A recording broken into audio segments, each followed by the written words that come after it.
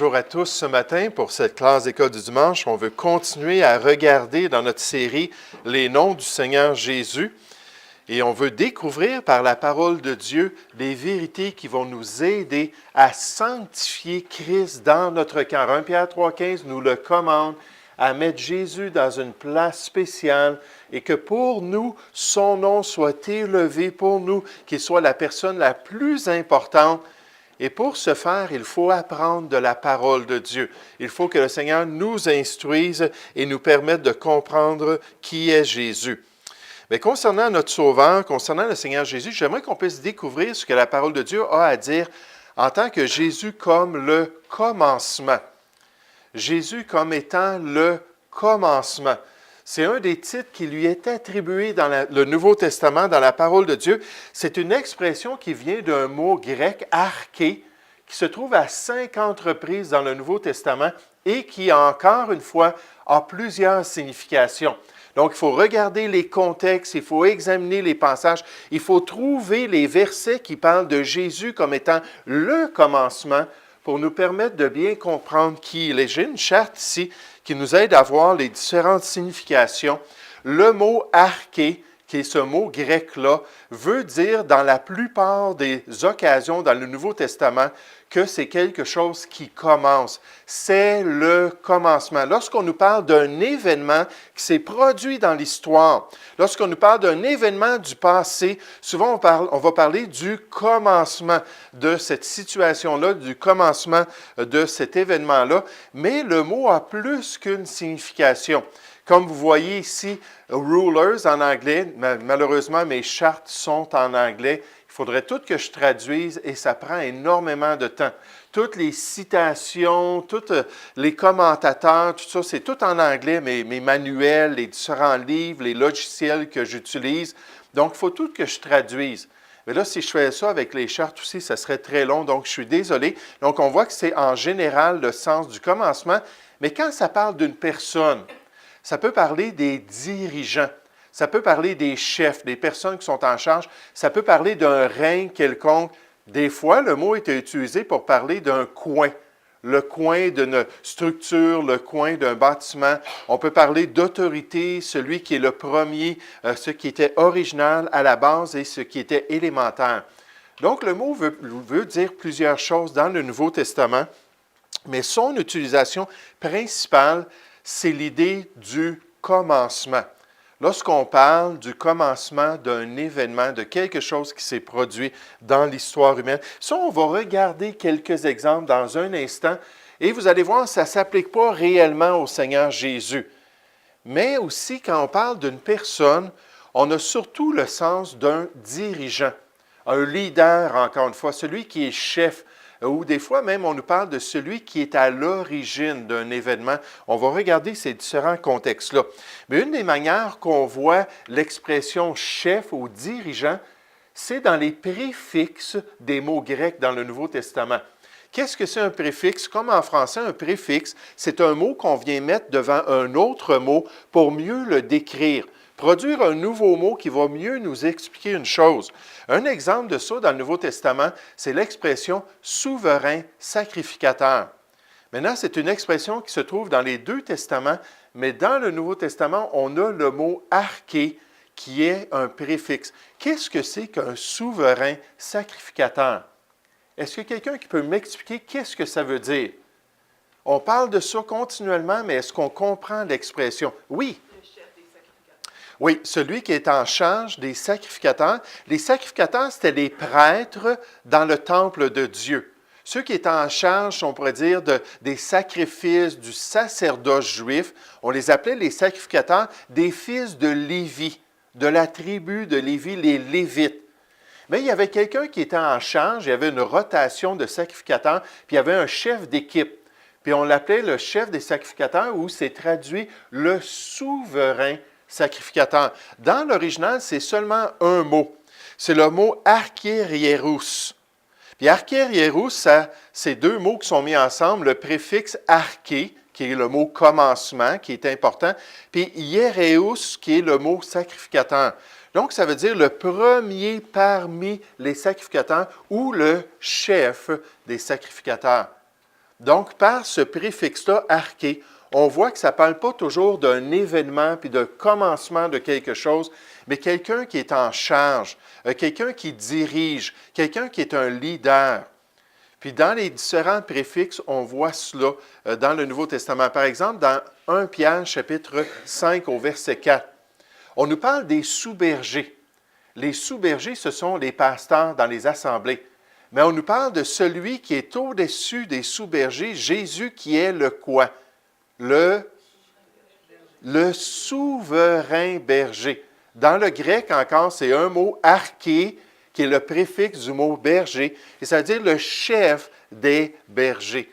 Les pasteurs, les bergers dans les assemblées sont sous la tête de l'Église, sous le Seigneur Jésus lui-même. Et ils doivent marcher avec lui et accomplir sa volonté. Dans Luc, chapitre 19, on nous parle d'un homme qui s'appelait Zachée. Puis Zachée, on nous dit que c'était un publicain. Qu'est-ce que c'est qu'un publicain? Un collecteur d'impôts, celui qui ramasse les taxes. Mais on nous dit dans l'original, ou dans notre verset, Luc, chapitre 19, au verset 2, qu'il était le chef des publicains. C'est un mot. Arché est le mot publicain. Donc, dans les préfixes, on voit l'utilisation du dirigeant ou du chef. Maintenant, on va revenir là-dessus dans quelques instants. J'aimerais juste examiner dans le Nouveau Testament les deux sens que le mot, dans lequel le mot est utilisé pour nous aider à mieux comprendre cela. Quand on parle d'un événement, quand on parle du passé, quand on parle du commencement, on a des exemples de cela. Dans Jean 1.1, on nous dit « au commencement ». En arché en grec. Donc, au commencement, lorsque la terre a été créée, lorsque l'univers a été fait par Dieu, était la parole. Puis on nous parle au verset 14 que la parole, c'est Jésus. Donc, Jésus existait au début de toutes choses. Il existait au commencement de toutes choses. Et la parole était avec Dieu et la parole était Dieu. Donc, c'est l'utilisation standard du mot dans le Nouveau Testament. Dans Matthieu chapitre 19, sur la question du divorce. Pourquoi est-ce qu'il y avait une lettre de répudiation dans Deutéronome chapitre 24? Il y avait différentes idées et les chefs religieux sont venus demander à Jésus, est-ce que c'est légitime le divorce? Puis là, il répond, n'avez-vous pas lu que le Créateur, au commencement, fit l'homme et la femme? Donc, le couple a débuté avec la création de toutes choses dans les 6 premiers jours de l'histoire humaine, de l'histoire de notre univers. Puis il dit, au commencement, voici, Dieu a fait le couple et a établi le mariage. C'est pourquoi l'homme quittera son père et sa mère et s'attachera à sa femme. Les deux deviendront une seule chair dans le plan de Dieu. Donc, pour répondre, Jésus remonte dans l'histoire. Puis il va à l'origine du plan de Dieu. Puis il leur répondit, c'est à cause de la dureté de votre cœur que Moïse vous a permis de répudier vos femmes sous la loi, des siècles après la création. Au commencement, il n'en était pas ainsi. Donc, dans le plan idéal de Dieu, ce n'était pas ce que lui désirait, ce n'était pas du tout son plan. Encore une fois, on parle d'un événement dans le temps. Dans Matthieu chapitre 24, lorsqu'on nous parle de la venue des temps difficiles pendant la tribulation, il va y avoir une grande séduction spirituelle. Il va y avoir des guerres et des bruits de guerre, des famines, des tremblements de terre, des pestilences sur la terre. Puis là, il dit, quand ces choses-là vont débuter la période de 7 ans, puis la terre va être comme un homme ivre, elle ne fonctionnera plus normalement. Il dit, tout cela ne sera que le commencement des douleurs. Comme les douleurs d'une femme qui a ses contractions, ça va aller à s'empirant jusqu'au retour du Seigneur et ça va être une période terrible dans l'histoire humaine. Donc, encore une fois, dans le temps, l'événement qui va se produire. Il dit, car alors la détresse sera si grande pendant cette période de tribulation qu'il n'y en a point eu de pareil depuis le commencement du monde, depuis la création de Dieu jusqu'à présent, et qu'il n'y en aura jamais. Il y a une période de 7 ans qui s'en vient, ça va être la pire période de l'histoire humaine. Depuis l'existence de la planète, depuis la création de toutes choses, il n'y aura jamais rien de semblable qui sera arrivé dans l'histoire de l'homme. Et la Bible nous parle de ce commencement-là du monde et de ce fait-là concernant la tribulation. Dans Marc chapitre 1, au verset 1, on nous dit « Commencement de l'évangile de Jésus-Christ, Fils de Dieu ». Donc, c'est évident que lorsqu'on parle de les séquences temporelles, lorsqu'on parle de la chronologie d'un événement quelconque dans le temps, on peut utiliser ce mot-là et le traduire commencement. Et c'est ce que les gens ont fait lorsqu'ils ont fait leur traduction biblique. Un auteur nous dit concernant cet aspect-là du mot, le nom « arché » se trouve dans environ 60 contextes avec le sens d'un commencement, tout en ayant une variété de nuances. La signification d'un début, si on pense au commencement, puis on pense au temps, un événement dans le temps, dans cette perspective du commencement, est utilisée comme une métaphore pour le commencement des épreuves à la fin des temps. Puis là, il mentionne toutes sortes de choses dans le Nouveau Testament qui nous parlent d'un commencement historique. Mais toutefois, ce n'est pas la seule manière que le mot est utilisé. Dans la langue grecque, au niveau des Romains puis des Grecs, on parlait du commencement, mais on parlait des fois aussi des individus. Puis dans le Nouveau Testament, on nous parle d'un individu très spécial pour nous, notre Sauveur, le Seigneur Jésus-Christ, et on utilise cette expression-là. Et lorsque c'est appliqué à une personne, le mot décrit la valeur de la personne, la supériorité et la grandeur de cette personne-là. Un auteur nous dit concernant cette utilisation qui est importante pour nous, le mot grec sous-jacent « arché » peut être compris dans son sens passif et traduit le début, le commencement d'un événement. Ou plus exactement, spirituellement, lorsqu'on parle des vérités concernant notre Sauveur, il peut être compris dans son sens actif et rendu celui qui débute un événement ou celui qui est la cause, celui qui est la source, l'origine ou le principe derrière la création. Et c'est ce qu'on va voir dans la parole de Dieu concernant le Seigneur Jésus. Un autre auteur nous dit, il est la première cause de la création, le premier parent, producteur et la cause efficace de chaque créature, l'auteur de l'ancienne création qui a tout fait au début des temps.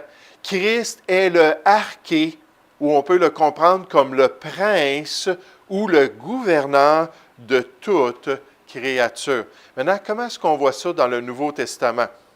À l'Église de Laodicée, Jésus a dit, écrit à l'ange de l'Église de Laodicée, « Voici ce que dit le Amen. » On a déjà vu cette expression-là, celui qui est véritable, celui qui dit la vérité, le témoin fidèle et véritable, le commencement de la création de Dieu. N'oubliez pas, quand on parle d'une personne et de ses vertus, de ses qualités, on ne parle pas d'une personne comme étant, si on pourrait dire, une créature. Les témoins de Jéhovah utilisent ça pour dire Jésus, c'est la première des créatures. Dieu a créé Jésus, puis il a utilisé Jésus comme un grand architecte pour créer toute autre chose. Non, ici, on parle de la personne au niveau de sa valeur. Il est le commencement de toute chose. Il est à la tête de la création. C'est lui qui règne sur l'univers. C'est lui qui possède l'autorité sur toute l'œuvre de Dieu. Puis Jésus mentionne ça à l'Église de Laodicée parce que c'était une Église qui avait un gros problème. Comme l'Église d'Éphèse dans le chapitre 2, c'était une Église qui n'était plus en relation avec Dieu. Une Église qui avait mis de côté son premier amour, une Église qui ne priorisait plus le Seigneur Jésus. Puis là, Jésus dit, écoutez, je vais vous dire des choses, puis des choses qui vont être vraiment dures à accepter. Je vais vous réprimander profondément et je vais même vous menacer. Vous savez, ça arrive des fois que Dieu menace les chrétiens dans la Nouvelle Alliance. La Bible nous dit dans plusieurs passages que Dieu, à un moment donné, peut frapper l'enfant de Dieu qui est entêté. Là, il dit, je vais vous menacer, mais il dit, vous devez comprendre, c'est moi le chef de toutes choses. C'est moi le Seigneur. C'est moi le commencement de toute la création. C'est moi qui est en charge de toutes choses. Puis il dit, écoutez bien. Il dit, je connais tes œuvres. Je sais que tu n'es ni froid ni bouillant. C'est une Église qui était tiède. C'est une Église qui avait plus de passion pour Dieu. C'est une Église qui ne se détournait plus du péché. C'est une Église dans le compromis. Puis il dit, là, il dit, je vous regarde, vous n'êtes ni froid ni bouillant. Il dit, puisses-tu être froid envers le mal et bouillant nécessairement envers les choses de Dieu? Ainsi, parce que tu es tiède et que tu n'es ni froid ni bouillant, je te vomirai de ma bouche. Et les gens savaient très bien de quoi Jésus parlait, parce qu'il y avait des sources d'eau dans la région, près de la ville de Laodicée, que c'était des sources avec un contenu de minéral tellement fort que quand l'eau était très froide ou très bouillante, elle était potable. Mais quand c'était tiède, c'était vraiment terrible à boire. Des fois, à la maison, lorsque j'ouvre le matin le robinet pour prendre un de mes médicaments, puis je prends ça, il faut que je laisse couler l'eau parce que c'est tellement fort. Là, des fois, je l'oublie, puis c'est comme, ça sent les œufs pourris. Mais c'était exactement comme cela qu'ils avaient, c'était cette situation-là qui se passait avec eux. Et à cause de cela, ils devaient se réveiller. Ils devaient comprendre que Jésus, oui, il est notre sauveur. Oui, Jésus a pris nos péchés. Oui, Jésus s'est occupé de notre condition éternelle, notre position devant Dieu. Mais techniquement, Jésus est plus que notre sauveur. Jésus, c'est notre maître. Jésus, c'est lui qui dicte notre vie chrétienne. C'est lui qui a un plan qu'on doit suivre. C'est lui qui a un appel. C'est lui qui a préparé des œuvres. Il sait exactement quel genre de vie il veut qu'on vive ici-bas. Et il nous appelle à nous soumettre à son plan. Pas être comme cette Église-là, là, chancelant entre le monde puis la volonté de Dieu, puis pas de passion, pas de détermination, pas de résolution. Des gens qui vivaient leur vie jour après jour, mais qui ne poursuivaient pas la volonté de Dieu, qui ne désiraient pas accomplir le plan de Dieu pour leur vie. Puis là, Jésus a dit, vous ne comprenez pas qui je suis. Puis laissez-moi vous dire, je peux agir puissamment au milieu de vous. Puis Jésus rappelait cela à ses disciples. Vous m'appelez Maître et Seigneur, et vous dites bien, car je le suis. Maître, Rabbi, ça veut dire enseignant. Celui qui nous enseigne, c'est lui qui nous aide à comprendre les voies de Dieu. C'était celui qui était dans la synagogue assis sur un siège, puis les enfants venaient à chaque jour pour apprendre de lui. Ils venaient se placer à partir de 13 ans. Les garçons venaient auprès des rabbins comme ça, puis ils les appelaient « Rabbi, Rabbi, Maître, dis-nous quoi faire, dis-nous ce qu'on doit accomplir. » Puis eux, ils étaient appelés des disciples, les disciples de tel et tel rabbi, pour accomplir son plan. Même l'apôtre Paul, on voit que Gamaliel, c'était son rabbi, avant qu'il devienne l'apôtre Paul, nécessairement sous le judaïsme. Mais c'est toute cette image-là. Vous m'appelez votre enseignant, celui qui va vous dicter, celui qui va vous guider, c'est vrai, et vous m'appelez aussi Seigneur. Puis Seigneur, c'est le mot kurios, c'est-à-dire l'autorité suprême, l'autorité supérieure dans notre vie. Est-ce que c'est le gouvernement qui dirige notre vie? Est-ce que c'est nos professeurs qui dirigent notre vie? Est-ce que c'est le pasteur qui dirige notre vie? Non, la Bible nous dit qu'il y a une autorité supérieure. Il y a un souverain berger au-dessus de nous. Mais est-ce qu'on comprend que Jésus est cela dans notre vie? L'Église de Laodicée avait totalement manqué ça. Un auteur dit « le début de la création de Dieu », Apocalypse 3,14, c'est-à-dire le chef et le gouverneur de toutes les créatures, le roi de la création. Par ces titres ici, il les prépare aux humiliantes et affreuses vérités qu'il était sur le point de leur déclarer et à l'autorité sur laquelle cette déclaration a été fondée. En disant à ces gens-là, réveillez-vous parce que sinon je vais agir. Réveillez-vous parce que sinon je vais vous montrer comment est-ce que je suis puissant. La Bible nous dit dans 1 Corinthiens, chapitre 10, au verset 22, est-ce qu'on veut provoquer la colère du Seigneur? Sommes-nous plus puissants que lui? Et la Bible nous dit non. Et Dieu puissamment peut intervenir dans notre vie, peut se manifester dans notre vie. Il dit à cette Église-là, dans Apocalypse chapitre 3, verset 19, « Moi, je reprends et je châtie, je corrige tous ceux que j'aime. » Si vous ne marchez pas dans la voie étroite, si vous n'êtes pas en train d'accomplir la volonté de Dieu, si je ne suis pas obéissant au Seigneur, le Seigneur châtie ceux qu'il aime. Jésus dit, c'est comme ça que j'agis envers mes enfants, envers l'Église.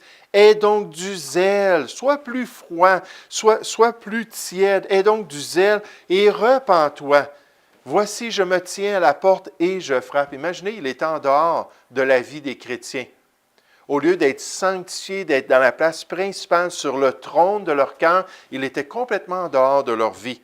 Et il dit, je suis là, celui qui entend ma voix et qui ouvre la porte.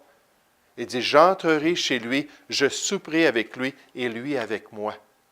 Le Seigneur ne veut pas arriver avec une masse, puis frapper dans la porte de notre cœur, puis vraiment nous ébranler, puis ainsi de suite.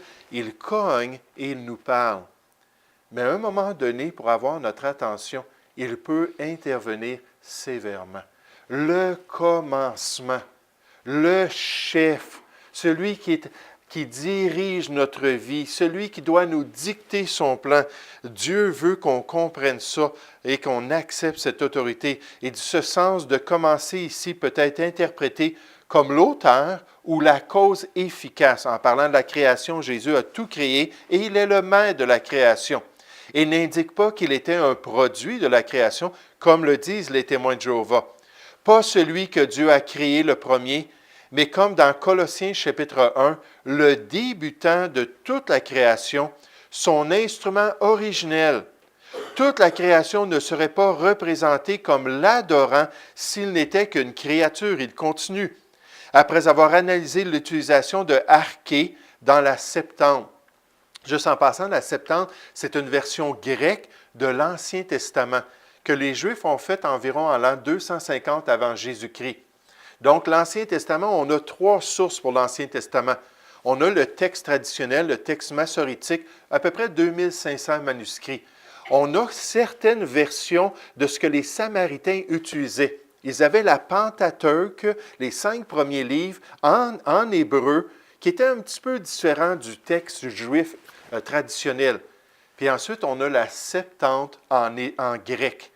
Puis donc, en regardant le mot « arché » dans la Septante et dans tout le Nouveau Testament, Swiggle, qui est un auteur sur la question du mot « arché », conclut que le sens ici est principalement celui du règne gouvernemental. Jésus qui est le roi des rois, le chef sur toute chose. Et que l'expression ci-dessous devrait être rendue l'autorité suprême sur la création de Dieu. Jésus est le commencement et la fin, à la fois l'auteur et le dirigeant de la création. Et ça, on voit ça clairement dans Colossiens chapitre 1. Après avoir dit que Jésus est l'image même de son Père céleste, quand on regarde Jésus, on regarde Dieu le Père. Tous les deux sont parfaitement un. Puis là, on nous dit, car en lui ont été créées toutes les choses qui sont dans les cieux et sur la terre, donc il est à l'origine de toutes choses. Les visibles et les invisibles, trône, dignité, domination, autorité, tout a été créé par lui et pour lui.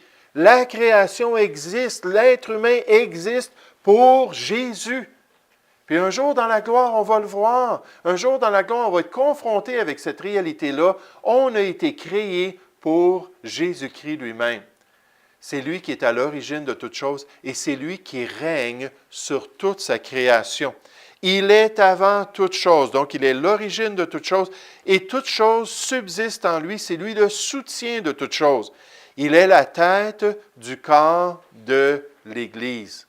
Donc, ce n'est pas juste au niveau de la création de l'univers, c'est dans la vie du chrétien. C'est lui la tête, c'est lui le chef de l'Église. Il est le commencement, le prince, l'autorité suprême, le premier-né d'entre les morts, afin d'être en tout le premier. Le Seigneur Jésus est le maître absolu de toute la création. Il est le souverain sur toute chose. Puis le chrétien, par la foi, doit accepter sa seigneurie dans notre vie. Pourquoi est-ce que je dis par la foi? Parce que Jésus, c'est un être intangible. C'est un être qu'on ne voit pas en ce moment. On l'aime, la Bible nous dit, sans l'avoir vu. On se réjouit de le connaître, mais sans le voir encore dans notre vie. S'il était déjà assis sur son trône, sur la terre, comme ça va se produire un jour pendant le millénium, là, ça serait facile de dire, oui, il est le roi des rois, il est le Seigneur des seigneurs, il est le Kurios, l'autorité absolue sur toute chose. Mais la Bible nous dit que c'est la réalité dans la vie du chrétien. Il faut l'accepter par la foi. La Bible nous dit, cependant, nous ne voyons pas encore maintenant que toute chose lui soit soumise, qu'il a reçu toute autorité dans les cieux et sur la terre, qu'il règne sur toute chose. Mais Dieu nous dit de choisir de le laisser régner sur notre cœur.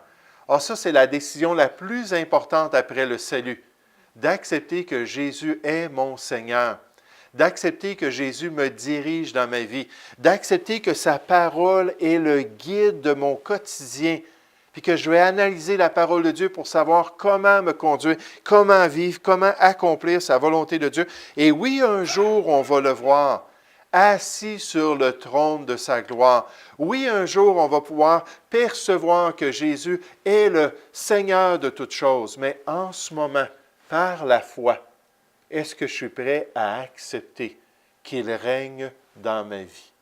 Est-ce que je suis prêt à être un vrai disciple?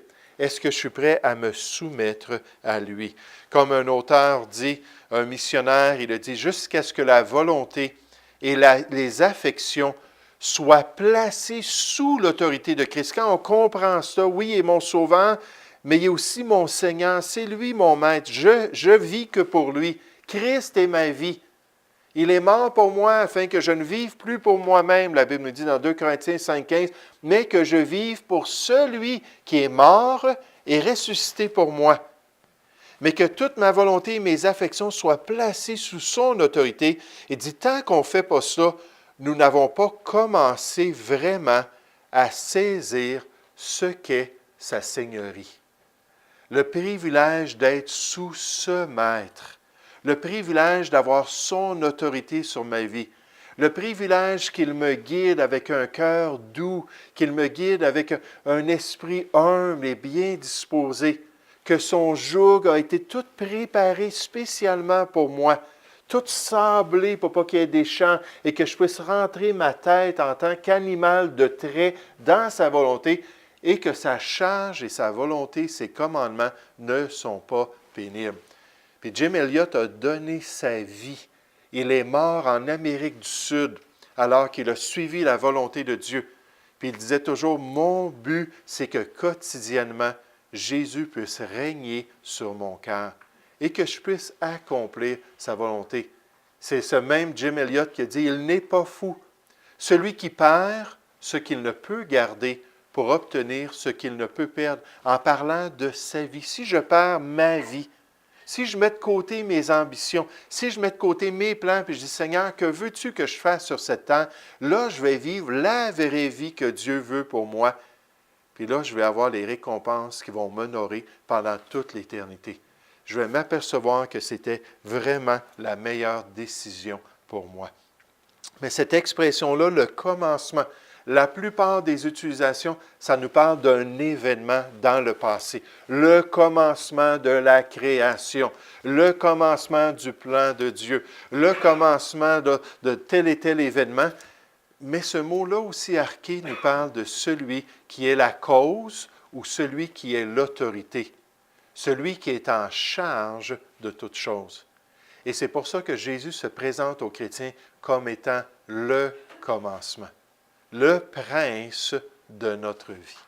Est-ce qu'on a accepté cela dans notre vie? Est-ce qu'on s'est soumis au plan de Dieu? La semaine prochaine, on revient encore pour regarder d'autres vérités spirituelles concernant notre grand Sauveur. Puis j'espère que le Seigneur nous encourage à vivre pour lui en 2019, à accepter qu'il est le maître de notre vie.